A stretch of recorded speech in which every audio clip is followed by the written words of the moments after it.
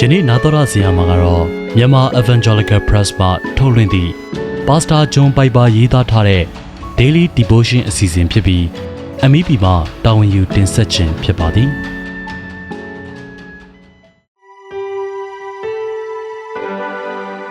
အချိန်မီရသောအောင်မြင်ခြင်းသခင်ကိုရောသည်နိုင်ငံတော်တည်လျက်ကြွလာတော်မူသောအခါကျွန်ုပ်ကိုအောက်မေ့တော်မူပါရှင်လုကာခရစ်ဝင်ခန်းကြီး23ပိုင်းငယ်42အပြောင်းလဲဖြစ်လာစေရန်တင်ဒီကာလကြာမြင့်စွာစောင့်ဆိုင်ခဲ့ရတော့လေအောင်မြင်မှုမရှိခြင်းမှာမျှော်လင့်ချက်ကိုအကြီးမားဆုံးအဆုံးသတ်စေနိုင်သူဖြစ်၏နောက်ကြောင်းပြန်လဲကြည့်ကစဉ်းစားဆင်ခြင်ကြည့်ပါဘာအကျိုးရှိမှာလဲအပြောင်းလဲလှုပ်ဆောင်နိုင်ခဲ့သည့်တိုင်ဘဝတစ်မှာနေထိုင်ရမယ့်အချိန်ကနည်းနည်းလေးပဲကြံခဲ့ပြီးနှစ်ပေါင်းများစွာကြာရှုံးခဲ့မှုနဲ့နှိုင်းယှဉ်ကြည့်မယ်ဆိုရင်တော့ပြောင်းလဲမှုကနည်းနည်းလေးတောင်ရှိလိမ့်မယ်မထင်ပါဘူးအထက်၌ဖော်ပြခဲ့သည့်လဝါကတိုင်ပေါ်တွင်ယေရှု၏ဘေး၌ရှိသောသူဓမြသည်သူ၏အသက်တာပြောင်းလဲပြီးနောက်တနာရီခန့်သာအသက်ရှင်ခဲ့သည်ထို့နောက်တည်ဆုံသွားခဲ့သည်သူသည်လဝါကတိုင်ပေါ်၌လူတစ်တူ၏စိတ်နေသဘောထားနှင့်အပြုတ်မှုတင်များဖြင့်ကဲ့ရဲ့ပြစ်တင်ခြင်းမရှိတော့ဘဲရှင်သန်ခဲ့သည်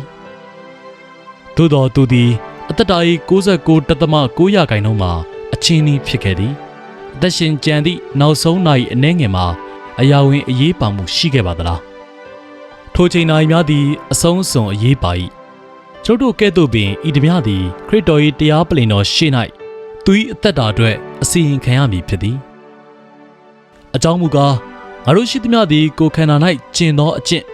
ကောင်းမကောင်းရှိသည့်အတိုင်းအကျိုးအပြစ်ကိုအသီးသီးခံခြင်းဟာခရစ်တော်၏တရားပလင်ရှေ့၌ပေါ်လာရကြမည်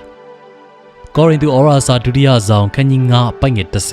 30ထိုနည်း၏သူ၏အသက်တာသည်သူ၏အသက်တပံမွေးဖွားခြင်းနှင့်ခရစ်တော်နှင့်အတူပေါင်းစည်းခြင်းတို့ကိုမိတို့သက်သေခံလိမ့်မည်နီခရစ်တော်အားဖြင့်သူ၏အသက်တာ၏အသက်တပံဖြစ်ပွားခြင်းကိုမိတို့အတည်ပြုပေးနိုင်မည်နီနောက်ဆုံးချိန်၌များကသာဇလန်းကိုပြောပြပေးမည်ဖြစ်သည်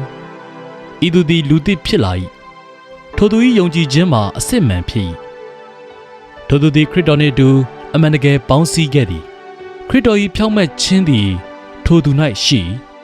ထိုသူ၏အပြစ်များသည်ခွင့်လွှတ်ခြင်းခံခဲ့ရသည်နောက်ဆုံးသောတရားစီရင်ခြင်း၌ထိုနောက်ဆုံးသောနာရီများကဤသို့ကြေညာပေးမည်ဖြစ်သည်ထိုသူသည်ပြောင်းလဲသွားခဲ့သည်ထို့ပြင်ထိုသူ၏ပြောင်းလဲခြင်းမှာအရေးပါခဲ့သည်၎င်းသည်ဘုရားသခင်ကျေးဇူးတော်၏တန်ခိုးတော်ထိုသူ၏စစ်မှန်သောယုံကြည်ခြင်းနှင့်ထိုသူ၏ခရစ်တော်နှင့်အတူပေါင်းစည်းခြင်းတို့အတွက်အလှပဆုံးသောသက်သေတစ်ခုဖြစ်လိမ့်မည်ယခုကျွန်ုပ်တို့၏ပြောင်းလဲရန်ရုန်းကန်နေရခြင်းကိုပြန်လည်ဆင်ခြင်ကြပါစို့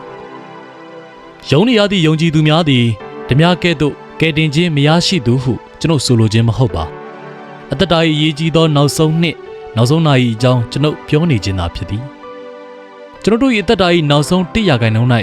အချို့သောနှစ်ရှည်လများကျင့်သုံးခဲ့သည့်အပြစ်တစ်ခုသို့မဟုတ်ကိုယ်ကိုယ်တိုင်၌နာကျင်ထိခိုက်စေသောဆိုးကျိုးတစ်ခုကိုအောင်မြင်ကျော်လွှားနိုင်ပါက၎င်းသည်ကျေးဇူးတော်၏တန်ခိုးတော်အတွက်လှပတင့်တယ်သောသက်သေခံချက်ဖြစ်ကာ၎င်းသည်ခရစ်တော်၌ကျွန်ုပ်တို့၏ယုံကြည်ခြင်းနှင့်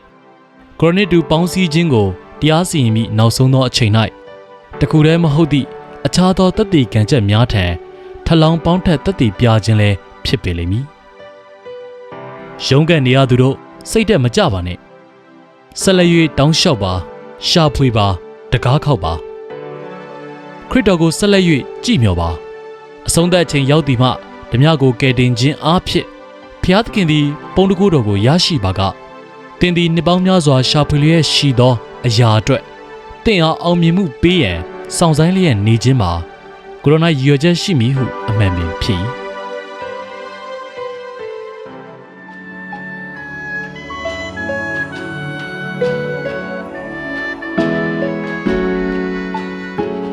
ယခုနာတော်ရဆင်ခဲ့ရတာကတော့မြန်မာ Evangelical Press မှထုတ်လွှင့်သည့် Pastor John Piper ရေးသားထားတဲ့ Daily Devotion အစီအစဉ်ဖြစ်ပြီး MEP မှတာဝန်ယူတင်ဆက်ခြင်းဖြစ်ပါသည်